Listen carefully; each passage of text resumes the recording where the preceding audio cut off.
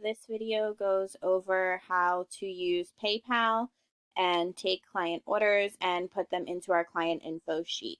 So to pull up a client order, you will log right into PayPal and click the Activity tab, and then move down to where it says All Transactions. Once that populates, you can change the dates here on the top as needed, but for training purposes, we'll go ahead and click on the first one.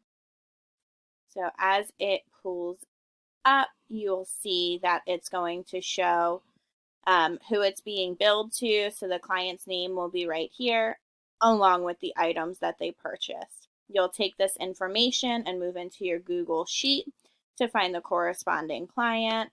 Client was Alyssa Marie. We'll toggle back to see what she purchased. She purchased the $20 club, and it was sent on June 19th.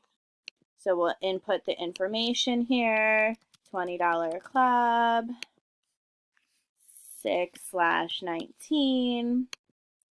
The invoice total is going to show right at the top. It was $20.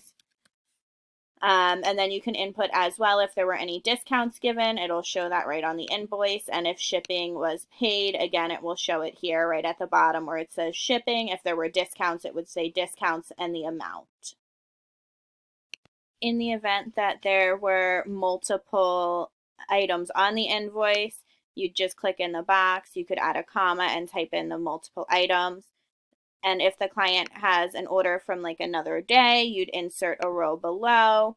And again, you'd follow that same format, inputting the products, the date, the total they paid, if there's any discounts shown on the invoice, and then the shipping amount that they paid. And then we do this weekly.